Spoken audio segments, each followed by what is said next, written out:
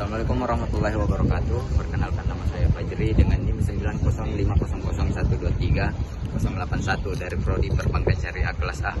Di sini saya akan menjelaskan sedikit konsep dasar ekonomi mikro syariah dan bagaimana konsep ini diimplementasikan. Terlebih dahulu kita akan memahami bagaimana apa itu ekonomi mikro syariah.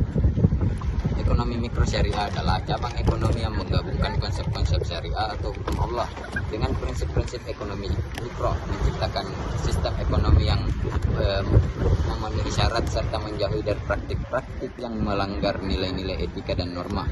Kemudian permasalahan ekonomi. Ekonomi mikro syariah mencari solusi untuk masalah seperti kemiskinan, ketidakkualitasan sumber daya manusia, peran perusahaan, peran pemerintah, dan distribusi kekayaan yang adil. Kemudian pentingnya ekonomi mikro syariah dalam meningkatkan kualitas hidup, menjaga keadilan sosial, menciptakan lingkungan bisnis yang berkelanjutan, dan mengintegrasikan nilai-nilai syariah dalam sistem ekonomi. Kemudian ruang lingkup. Ekonomi mikro syariah menciptakan ruang untuk koordinasi antara pemerintah, pihak swasta, dan masyarakat untuk menciptakan kebijakan yang memenuhi syarat dan meningkatkan kesejahteraan masyarakat. Kemudian yang kedua itu rancang bangun. Landasan dasar rancangan bangun ekonomi mikro syariah didasarkan pada 4 prasyarat.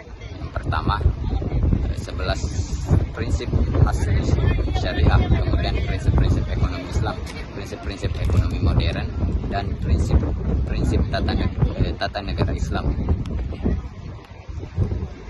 Kemudian prinsip-prinsip ekonomi syariah melibatkan pertama keadilan sosial, kedua kesejahteraan ekonomi, ketiga pembagian hasil yang adil, dan yang keempat kebijakan mengelola sumber daya alam yang berkebijakan. Kemudian yang terakhir yaitu komitmen terhadap pencapaian tujuan ekonomi Islam. Mungkin itu saja sedikit penjelasan tentang ekonomi mikro syariah dari saya.